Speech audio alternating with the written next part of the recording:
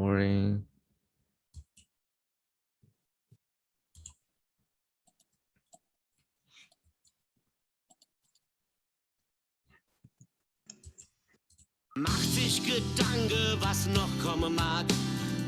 Welcome to Coffee Hour. We're starting soon.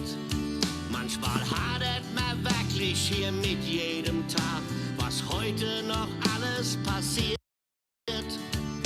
Es klappt da was nett und oft geht auch was schief. Schnell macht man sich einen Riesekopf.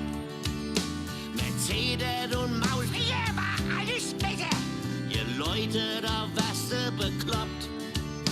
Doch in unserer Stadt wird kein Trübsal geblasen, denn das ist der Menser Humor. Vergesst mal die Säue, die kränkende Kraft, wir singen jetzt alle im Chor.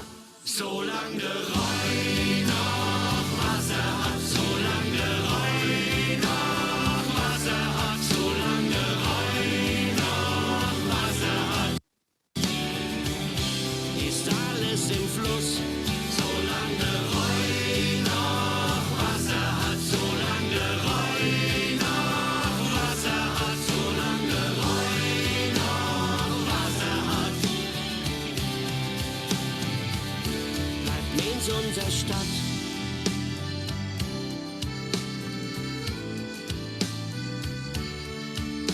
Hört auf mit Geschenne und trinkt mal ein Woi, das hilft euch beim schneller Vergessen. Mutter und Vater und Tante noch eu, die weißt du bis jetzt die Adresse. Denn in unserer Stadt wird kein Trübsal geblasen, weil das ist der Mainzer Humor. Vergess mal die Säue, die kränkende Kraft, wir singen jetzt alle im Chor. Solange der Rhein noch Wasser hat, solange der Rhein noch Wasser hat, solange der Rhein noch Wasser hat, ist alles im Fluss. Solange der Rhein noch Wasser hat, solange der Rhein noch Wasser hat, solange der Rhein noch Wasser hat, bleibt Mainz unsere Stadt.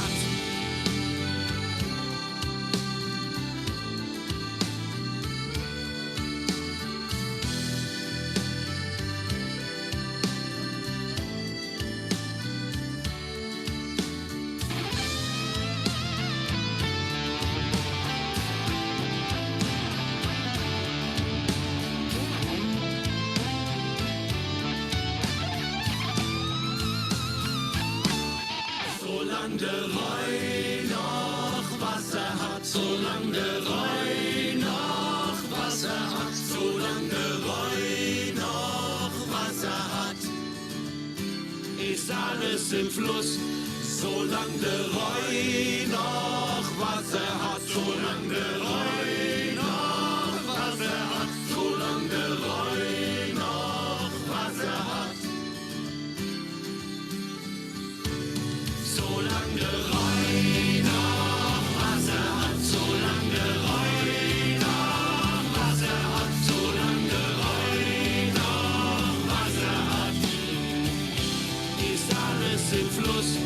Solange der Rhein noch Wasser hat, solange der Rhein noch Wasser hat, solange der Rhein noch Wasser hat,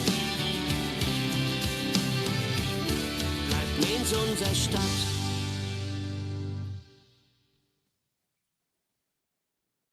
All right. Welcome to International Coffee Hour. I was about to say happy hour. I wish it would be happy hour, right? Sorry for the confusion. It's not Friday yet, so I cannot be in happy hour. Anyways, so moving on to today, we have a really good speaker that has a German heart and is very involved with the German community here at Fresno State. So I'm gonna let Nan introduce our speaker today so we could start with our presentation. We also have a really good program, CSUAP, through the Chancellor's Office that I was surprised that it has programs to more than 30 cities. So I'm going to put the link for CSUAP that has a lot of locations in Germany that students can participate abroad, along with USAC and other options that students have. So if you're a student and you want to find out more about study abroad opportunities, you could always stay behind at the end of the presentation and we could focus on that. But now let's give some time to Lars to let us know more about Germany. Thank you, Marcella. And yeah, welcome everybody to another session of Coffee Hour here. And just before we start, I just wanted to remind you that we will have International Bulldog Gap happening this Thursday again. I will put the information in the chat box so you can join Zoom. That time, international ambassadors, they're hosting some fun events for an hour, so please feel free to join. So today we have a cultural presentation put together by Lars. He is a student at Fresno State who majors in psychology. And as one of the famous countries in Europe, Germany has a lot of attractions to it. These attractions vary drastically. It could be the culture, the technology, history, celebrations, and more. Today, we will be taking a unique approach to learn about Germany, unlike the usual way of approaching the country with the facts and trailers. We will be taking a look at the country with the experience of our presenter. So Lars, please take the stage and share with us about Germany. And All right. we'll start your presentation slides. Yeah, thank you, Yingnan, and thank you, Marcella, for having me here. I will appreciate it. It's kind of exciting and hopefully exciting for all of us. So let's dive into it right away. So I just want to say a little quick that my emphasis in psychology is on applied behavior analysis. Not that anyone cares, but for me, it's important that I have to say that. So yeah, tonight we're going to talk about reasons to pick the German language. And my name is Lars Salzman. Let's skip the slide and go to the introduction right away. All right, I was born and raised in Germany for 14 years. And I came to the United States when I was 16 years old. And I was born in Stuttgart, Baden-Württemberg, which is a federal state, you know, just like here in the United States with Texas, Kansas, California. That's the same in Germany. We have 16 in Germany, 16 federal states, just as a trivia for you folks. I'm not quizzing you or anything. And I came from the area Black Forest, which is really close to France, just like three hours away from it. And now the important question is, do I still travel to Germany? And the answer is yes, I do, but not currently because of COVID. But I've been there the past 4 years. I've been there 4 times pretty much. And I visited friends and family, and I'm making new experiences, new visualization, how I like Germany and what I dislike about Germany. So that's really great, so I can share my ideas, share my anecdotal experiences, which this presentation is going to be a lot on. So let's, hold on. I want to say something about the picture there. So that's me in a lederhosen costume, which is from Bavaria, which is right next to the arrow, the orange one, where you see the map. And that is like a cultural thing, Oktoberfest, everyone knows about that one. And actually I wanted to dress up like that. Unfortunately, I threw up on my costume and it's ruined now, so for reasons I don't want to say. So let's go to the next slide. So first, I would like to know, I want to start a discussion. I want to break the ice here a little bit. And I want to ask you, the audience, everyone here, why do you want to learn German? Why do you want to go to Germany even? Anything that comes into your mind, there is no right or wrong answer. Just let me know, give me some input, unmute yourself or write in the chat box. I already saw comments. I'm sorry, folks, that I didn't respond. I'm horrible in technology, but I will try to go over the chat too, and if you want to say something, unmute yourself too. That's fine. I have always interested in German cars. Yeah. Yeah, they definitely have a lot of them. Yeah, Mercedes, Porsche, BMW, and especially Mercedes and Porsche are being built where I was born.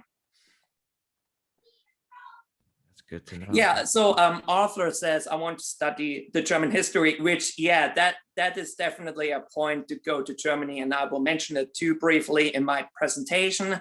There's so much history, it really is. I'm not a history fanatic, but I know there is, and I'm horrible in history. But you know, even if I go to Germany, many times I'm just, wow, I mean, that's just crazy. I've never really realized it. So yeah, that's great. Yeah, I like that. Let me see, I think there were other responses up there on the top. So Sarah said, do you enjoy German beer and sausage? yeah, I hear that a lot. I mean, the German beer is great, and the bratwurst especially, that's what you want to try. I mean, it's good. And there's so many more food you have to try. It's not just the sausage. That I gonna elaborate a little bit more on that one.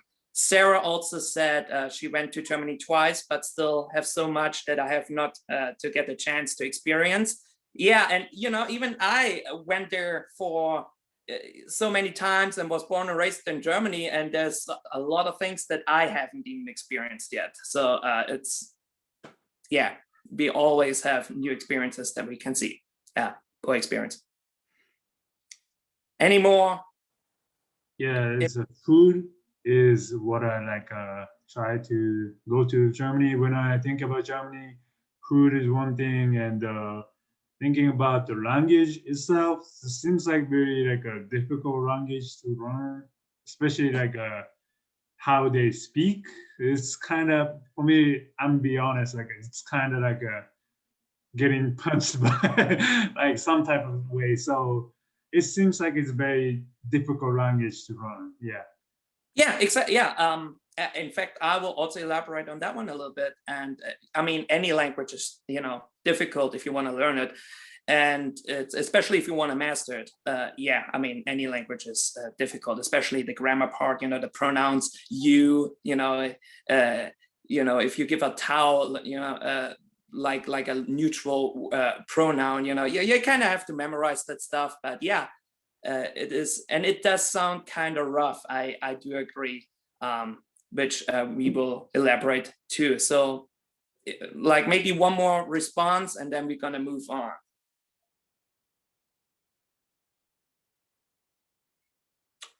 All right, I think let's keep going.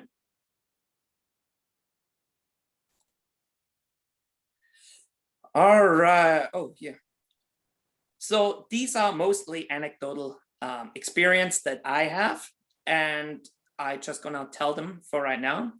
So what do I like about Germany? So first bullet point is the landscape. I mean, it's just amazing how green and how many rivers and how beautiful Germany is. You know, the first time I go to, you know, Germany from the United States, it's just beautiful. It's really breathtaking. It's so much different than the United States. I don't want to say that the United States is ugly by any means, but you know, it's just so different. It is such a beautiful place to go to. And the second, there are memories that I really like about Germany. You know, I mean, I was born and raised 14 years there. I mean, you always have to understand it. It's like, you know, if you were born and raised in California for that long, you know, you probably always want to go back and see how it changed, you know, and that's what I like to see too, how my old town I grew up, you know, how it changed till later on. And the next one is the people. For instance, that's my uncle there in the right picture, top right. You know, I love talking to him because he's, you know, such a great guy to talk to about memories again, and, you know, drink a little bit of wine and beer, of course. And it's such a great time. But it's not just, you know, family and friends. It's also, you know, talking to strangers. I like doing that a lot in Germany.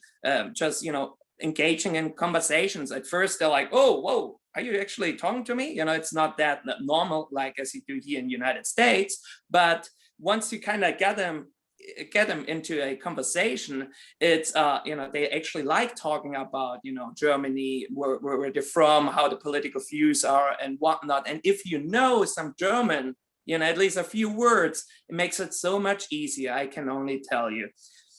And next, the food. I mean, geez. I don't think I have enough pictures to give justice to the food. I really don't. But I want to at least show you a little bit. So we have, it's called a döner. And that's the top left up there. So that's pretty much a kebab, I hope I pronounce it right, kebab style. And it's beef and it's sour cream salad. It's like those Subway sandwiches where you can customize your own döner sandwich sort of. And it just tastes so good. It's not German per se. And it especially got famous within my time period, like within the 2000 area. And it's actually an influence from the Turkish. But it's so big now, you see pretty much anywhere in Germany where you go, you see it's called like a döner store. And it's just, they're doing great food and it's so good. You definitely have to try it. And it goes along well with beer, I can only tell you on that one. And then we have, of course, pastries. I mean, the pastries down there, that's these, I forgot the name of it now, of course. Let me check really quick. It's poppy seeds and honey. And I mean, it's sweet, but not too sweet. It's great. I love the pastry, I really do. And there are going to be more pictures later on that I'm going to show you about the food, but unfortunately, I can't put all of them on one slide. Even, I would like to, but I can't. But I'm going to show you some more and I'm going to talk more about it. And then we also have, in Germany, what I really enjoy is the public transportations. It's, the train, the buses. I mean, it's a vast infrastructure. You can pretty much go anywhere with the train and the bus wherever you like to in Germany, because it's fairly small and you can go anywhere there. It's kind of, similar to the Amtrak version here. And I just like, choosing the train. First of all, I used it a lot when I was a little kid, because getting a car, takes a long time, till you're 18 and it's expensive. And second, it's also, you don't have any worries, no car injuries and whatnot. So you just sit into the train and it's fun and you can see the scenery and it's just cool and you can talk to random people. And that's what I like about the public transportation. However, they're not always in time in Germany. Even if they say, oh, the Germans are always on time. Oh no, they're not. Not in Germany. The train system are not in time. And next, I want to say that the language, the accents, oh man, there's so many of them in Germany. You can't realize how many. Even where I'm from, Baden-Württemberg, in the Black Forest area, they speak a totally different accent. If they would really speak it, I wouldn't understand it at all, because they use different terminologies, different pronunciations, and I wouldn't even know it's German, to be honest. And it goes all along the country. There's so many different accents. Bavaria has a different accent. In northern Germany, they have different accents. I mean, it's crazy, and it's awesome too, because you always hear those different connotations and whatnot, and you're like, oh, okay, I didn't know that before. And it sounds good too. It's like if you go to Texas, Kansas, North Carolina, whatnot, and everyone has like their different accents, and I like to listen to it, and I like to listen new terms, and it's gives you a new insight about the country. Let's go to the next slide.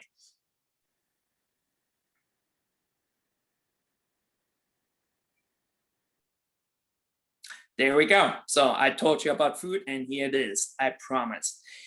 So on the left picture, I mean, I can't do enough justice on the bread. There's so much bread there. If you go to a bakery, oh wow, they have hundreds of flavors and whatnot, whole wheat, white, and buns and bread and toast and whatnot. It's a lot and it tastes good. I really like it. And there we go, Sarah, she loves German bread. So she tried it and I love it too. I would say it's kind of heavy actually. Usually I eat a lot and I couldn't in Germany because it's just so heavy in the dough they use. And on the right, we see the schnitzel. I mean, that's like the stereotypical, hey, I like the schnitzel in Germany. I mean, it's great. It's pork, marinated mostly pork, and fries to it. I just want to add to a lot of the German food is really bland. So it's they don't like too many spices. I noticed. I'm here. I love my burrito with tapatio sauce, and I like it really spicy hot. And if you go to Germany, there's not a lot of spicy going on. I can tell you. They put a little bit of salt and pepper on. That's about it. So you really have to spice it up. But the schnitzel. Oh, it's amazing, really. You definitely have to try it. Go to Germany and try the schnitzel. I can only testify it's good. Okay, let's go to the next slide. And then certainly we have the famous bratwurst, as someone mentioned in the chat, or said and here. And the bratwurst, I mean, another stereotypical food, Rammstein, bratwurst and sauerkraut, I probably, but definitely after a long day, after a long hike, you meet up with friends and then you grill your bratwurst on above a fire pit and drink a beer again and then having a good time. And it's definitely and it's actually pretty flavorful, which I like too. And then on the right, it's probably not as famous. It's called currywurst. So it's pretty much curry with sausage, with bratwurst in this case, or any kind of sausage. But the kicker is the curry is sweet. So it's a nice little flavor, and that you dip your sausage in, and even your fries. And then what's even better, if you put mayonnaise, a lot of people are gonna hate me now, I know, but if you put mayonnaise on the fries, and it tastes so good. And it's especially famous, I believe, in northwestern or northeastern Germany. I'm not quite sure which part directly. I think it's northwestern Germany. And they make the best curries in the world, in Germany at least. I don't want to say in the world, but the best curry in Germany, and it tastes so good. You definitely have to try it. Oh man, it's good. All right, let's go to the next slide, please. And then we have certainly pastry. So on the left, you see it's called Dampfnudeln, and they are boiled pretty much in milk. So what it is, I'm not sure if it's sourdough, some kind of dough. I'm not a great cook. I'm sorry, I'm not a great guy who bakes either. So, but I'm a guy who eats. So they kind of blow up in the milk, and it's just they're sweet. And Sarah, I'm me too, definitely. I'm already getting hungry. I can tell you, I gained pounds in Germany. I know that right away. Well, actually I lost a little bit, but I also gained. And I'm still imagining the food in Germany. Definitely, I love it so much. And the Dampfnudeln, my grandma did such a fantastic job on those. And you serve them with vanilla sauce and applesauce. Oh, it's just a dream. It really is. And my dad does a fantastic job on it too. So you definitely go to Germany. If you don't like the regular, schnitzel and whatnot, at least try the pastries. They're amazing. And then we have what's called the Berliner, which is pretty much the German version of a donut in America. And it's fluffy, it's and it's injected with strawberry jam, and it's powdered sugar on top. It's sweet again, and it's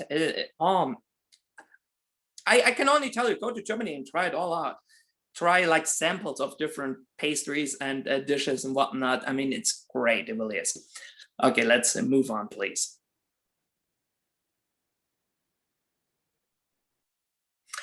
So now on the left picture, you see the wife of my uncle, and she is wearing a dirndl.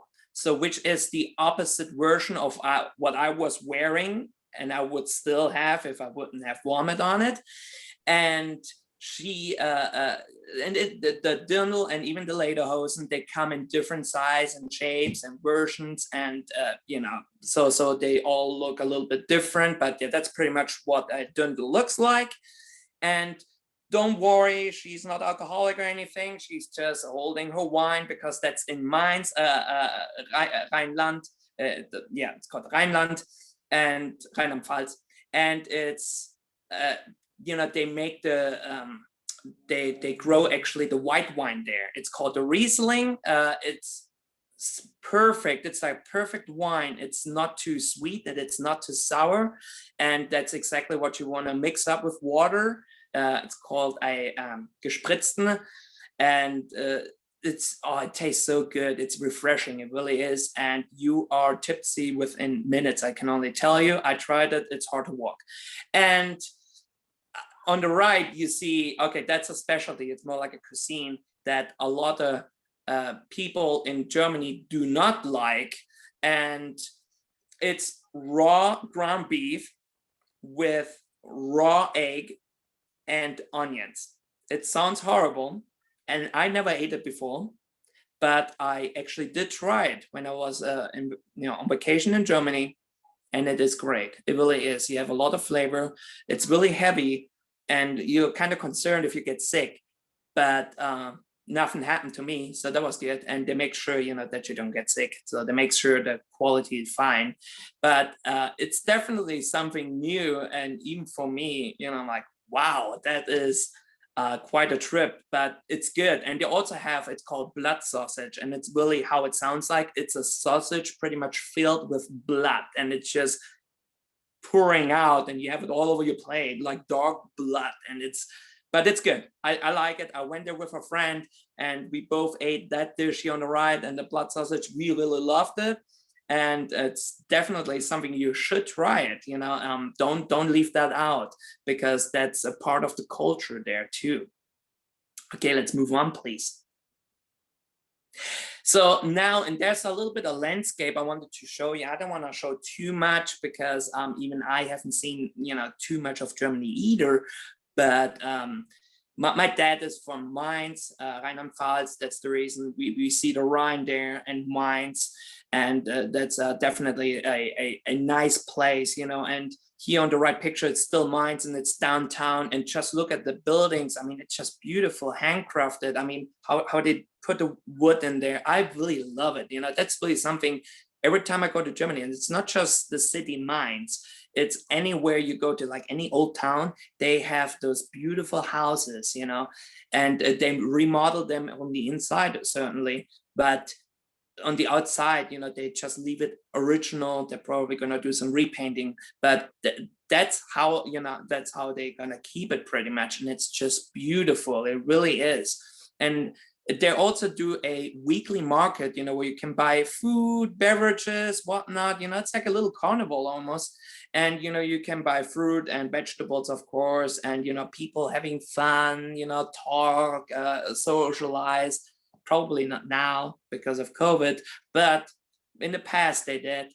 And you should, and that's the reason I like it. You know, I like going there and just, you know, relax and talk to people, you know, go in conversations and whatnot. And then the left middle picture, you see like a palace. So that's from Stuttgart. It's called, the place is the Schlossplatz.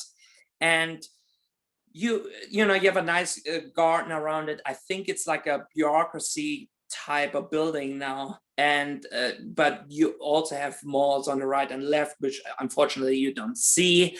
And you know, you can buy your clothes like your electronics and whatnot. So it's pretty cool.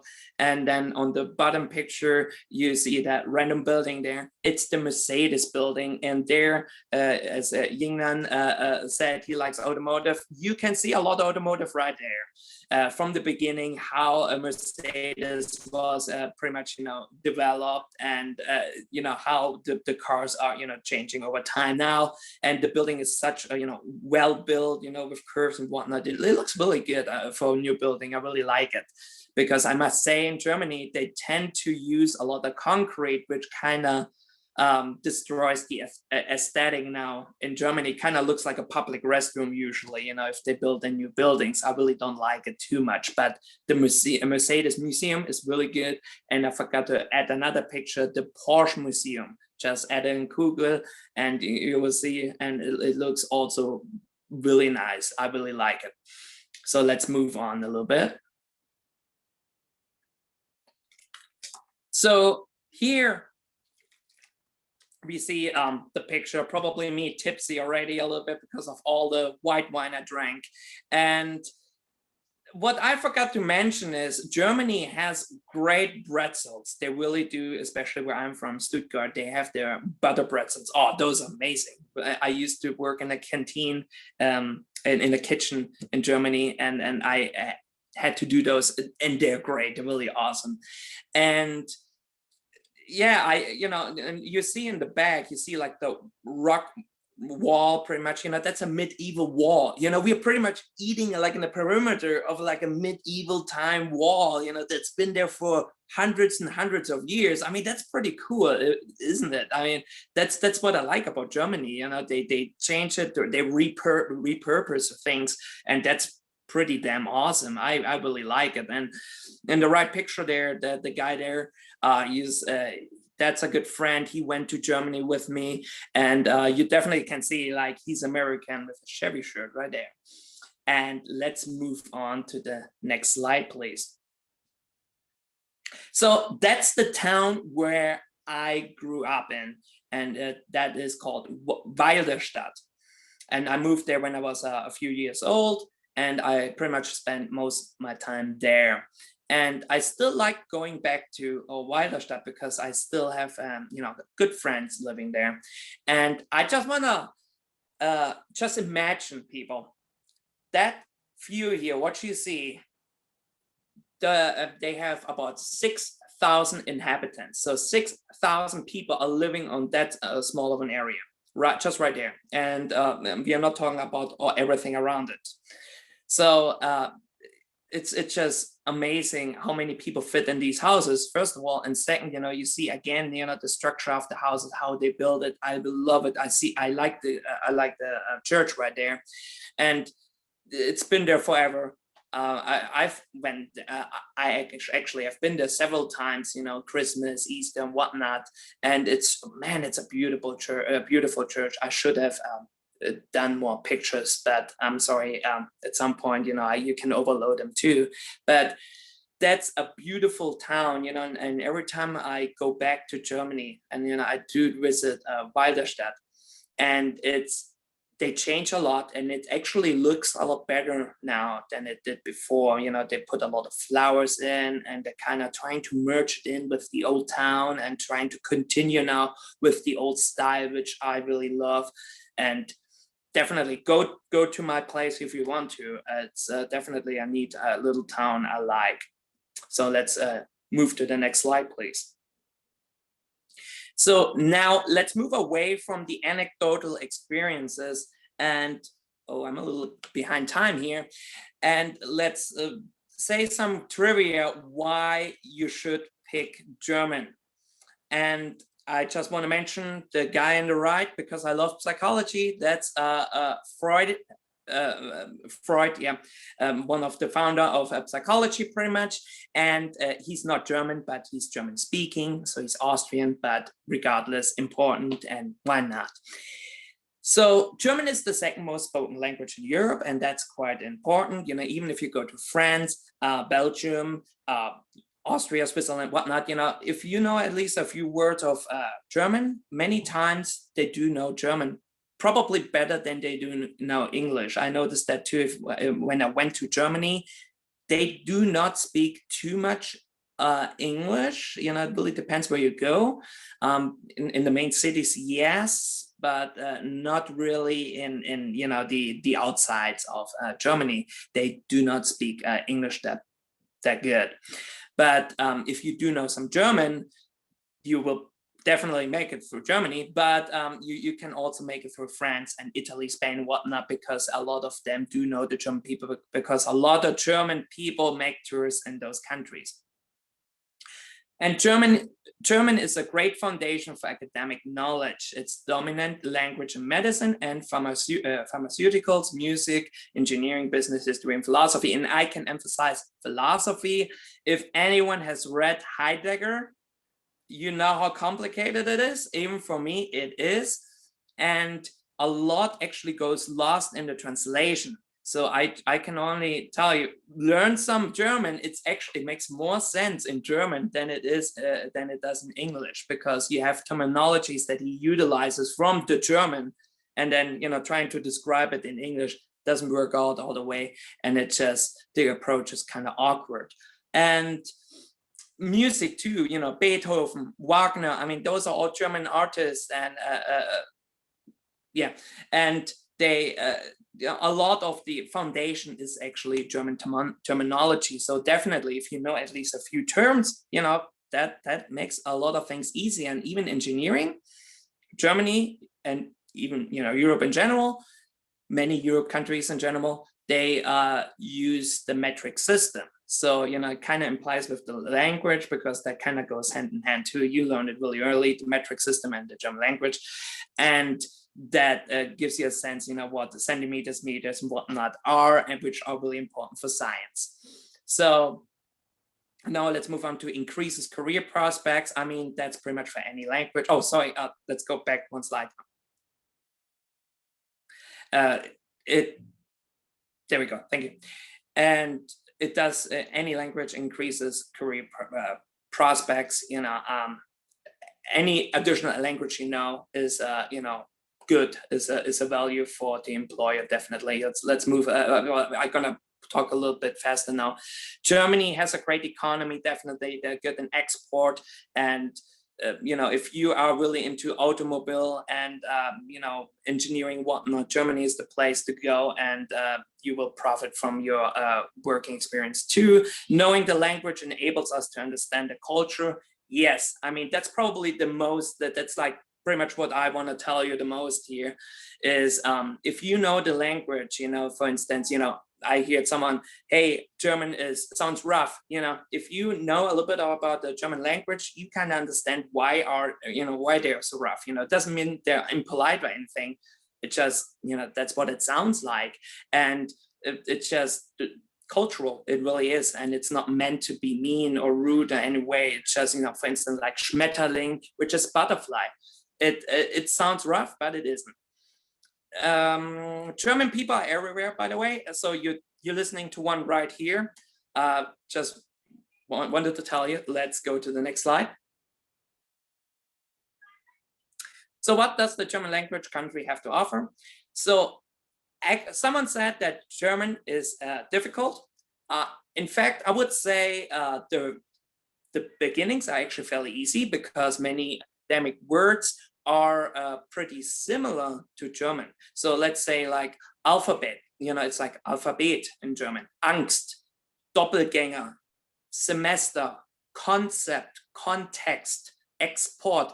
We just pronounce them a little bit different, but they're pretty much spelled the same with a little variation on that. But, if you know rucksack, I mean, that's pretty much, you already know some German basis terminologies right there. Heimlich maneuver, it's also one of them. And the history, someone mentioned it, the history is great. Yeah, history is amazing. You see in the picture there, that was in the Black Forest, I was hiking, and I think it was like a castle built against the French Revolutionary War, and they never finished it, but it's beautiful, it really is. Beautiful castles, yes, Germany has beautiful castles, and However, I want to say that if you have seen like a handful, you probably don't want to see anymore because they're all kind of similar. Good and cheap education if studying abroad. The last time I checked, it was like 400 euros for a tuition fee for a semester in Germany. And I mean, you can get it anywhere here in the United States. I mean, you still have to, you know, pay for a living and whatnot, but it's relatively cheap. It really is. And, you know, if I have the possibility to study abroad in Germany, I probably would, you know, just to see my uncle all the time. And great people to talk to. Again, you know, I mean, talk to me, you know, if you know a foundation of German or whatnot, I'm more than happy to engage in the conversation to you, even if you don't like German or whatnot. So I'm happy to talk regardless, as you notice. And let's move on to the next slide, please. Before we move, Lars, maybe it was going along. There is a question in the chat that if you know of any German universities for STEM students. I wouldn't know right away. It's okay. We could get Yeah, back I to wouldn't the know it students. right away. I do need to do some research on that too. I'm sorry. And then Okay. now let's go towards the end. Why taking the German minor? It's only 6 classes are required, which are 18 units, and it covers area C2, which you will need to graduate. And I can only emphasize the instructor, Dr. B, that's how I call her. I don't want to butcher her name. And she has more knowledge than I about Germany, and she's doing a fantastic job to teach anyone, you know, about the German language, about the German structure and how anything works. So definitely take, you know, I can only emphasize take the German minor with her because I had great experience with her. She's really good. She's dedicated. And if you have any questions about it, just shoot her an email. If you want, I can put it in the chat box too. Gonna take me a little bit, but I will put that in. And the fun fact of her, well, the interesting fact of hers is she's from Bosnia, but it's her story to tell. But she has a different memory of Germany, and it's more, she really loves Germany. Many times I didn't have the best experience from Germany per se. So I'm more not negative, but I'm kind of neutral many times. But she really had a great time. So she can definitely tell you more positive things about German than probably I could. Let's move on to the next slide, please. And then we also have the German club. So the mission is to promote this the study of the German language and give students a chance to exercise their speaking skills. And we also want to promote study abroad programs to German-speaking countries. I'm pretty much just a regular club member in the German club. So if you really have questions, ask Jacob Leader. He's a great guy. I already talked to him, and he's the German club president.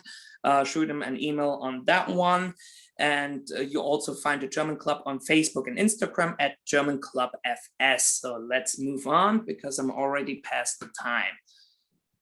And here again, another flyer with Dr. B. Definitely take a German class, and these are for the next semester. Take them, it's awesome. I actually took a lot of them too, even though I know German. But you know, it's always good to practice your German too. And yeah, there we go. Her email address is there again. And the next slide is going to be Q&A. I really appreciate you folks listening, and thank you for the input you actually gave me at the beginning. I really appreciate that too. And now you can ask questions. I try to answer them to the best of my knowledge. Let me look at the chat too. I have a question. So for those that wants to visit just for tourists or students that wants to start to Germany, what advice do you have that they should do as they planning their trip to Germany? All right, what I would suggest you is, you know, get to Eurail, and it's especially for Americans. And that's not just for Germany, it's for Europe in general. Get a ticket, a train ride ticket, and you can combine it with different countries. It sounds kind of expensive at first because, yeah, I mean, they want to make money apparently. But at the end of the day, you can pretty much ride unlimited many times and get a ticket and then, just go anywhere you like. I mean, definitely one place to go is Berlin. I mean, that's the capital of Germany. Where I would like, I love Bavaria. I mean, that's where you have your beer, that's where you have your food, and that's where they have their funny dances and whatnot. It's definitely a place to go is Bavaria. And then I would also like to go northern part of Germany, where the ocean is pretty much, and go to the different islands they have. It's really beautiful, and it's so much different than actually from the southern part. And definitely go where I'm from, Baden-Württemberg. It's Black Forest is unique, really is, and it's a really short trip to France too. So these are my suggestions that you should do, and go to museums and whatnot. Thank you. And we do have another question from Matt, asking, what do you think if you compare the US and Germany in terms of well-being of the populations? That's a good question. I really like it. Well, there are two different standards, I would say. In Germany in general, you earn less money. As I spoke to many people in Germany, you have less money available. However, you do have like a social covered medical expenses. You automatically paid with your tax. So, and it's not necessarily here, to some degree in California, but it differs quite a lot. So the well-being, I would say, like from owning things as and buying a house, it's definitely better here. And also the standard is quite high, I would say, because even if you go to the education in Germany, it's their kind of old school educational wise. I mean, the teachers are great, don't get me wrong, but technology, like PowerPoints, I still don't think that's a regular thing in Germany. Even when I was 16 and I was about to move to the United States, they still use like those overhead projectors. I mean, really old school we're talking here. And, I came to the high school in the United States, and I mean, really in the middle of nowhere, Mariposa, and they already had PowerPoints. Anything you did, was already PowerPoints digitalized, and it was just, crazy. So, I mean, at the end of the day, the well-being, if you like being outside and, definitely Germany is a great place. But if you really want to own something, Germany is quite expensive in regards to houses are ridiculous expensive, more expensive than California. And it takes you a whole life to actually save up money for buying a house. So it just depends what preferences you have. I like it in the United States more, but I mean, if you want to go and have a different culture, definitely go to Germany. I agree with Lars. My friend studied abroad in Germany, and she married a German, and then she lived in Germany for a long time. So I visited her in Mannheim, and she told me exactly what Lars say. It's basically your health, education is well taken care of. But then you don't have a lot of money left to do a lot of other things that Americans might be like, to travel a lot, or like have a lot of different luxury or comfort materials, and it is difficult to have the extra money left. Exactly. Yeah, I can only agree to that. Any other questions? Let me check also in the chat, even though I'm a slow reader. Let me check really quick. Lars, I know that you came when you were 14 to the US. Did you already had the English language, or how easy was to the culture shock for you when you arrived? That's a great question too. Thank you, Marcel. I really like that one. Well, first of all, I was born and lived there for 14 years. I actually moved when I was 16. I spent another couple of years in Turkey, which I didn't tell you folks, I'm sorry. So for me, okay, I did have basics. of the English knowledge, but I was by far not a good student in Germany. I really wasn't. I had horrible grades, I can tell you right away. And the English wasn't the subject I was good at. And you do learn a different kind of English. You learn the British accent pretty much in Germany, which does differ quite a lot. And so when I moved here to the United States, yes, the culture shock is big. It really is. Because first of all, people hugging you all the time, that is really something you don't do in Germany. And, just the open conversation that you have, like, hey, how are you doing? Like, you don't do that in Germany. You really don't. And you're more, more to yourself. You're more withdrawn many times. And I, once someone talked to me in English, like in American English, I didn't understand anything because it was so fast and different terminologies. I didn't understand anything. So I had a really hard time the first year in my high school. I went to junior high school in Mariposa and senior, but I had a really hard time in the junior high school.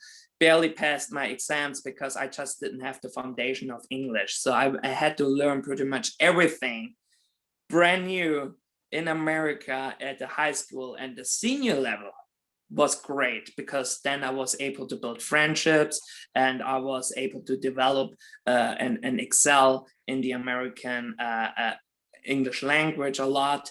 And then it was a lot of fun, and and I was accepting the American culture, but the first year was just so much. In fact, I just want to say something real quick. It was so much that even, when I spent a lot of time in high school, I ended up with a headache because there was so much information. Everybody had a different language, the heat and whatnot, and just the whole education is totally different. You have school buses here, and you don't have them in Germany. And you walking to the classes here, you don't do that in Germany. The teacher walks to your class pretty much. And sport is a big thing here in the United States, which I really appreciate it, but you don't do that in Germany. So, and I was not really a guy who was really fit. So, I had to do push-ups, and they wanted me to have here and the football team, which I never understood. So it was brand new, and the first year was tough for me. Definitely was. I hope I answered the question. Thank you for sharing. I think we always working with international students. It's good to understand what people comes when they're learning a second language or third language. Even if you feel that you have a master, there's too much to learn the language. There is, and I'm still learning.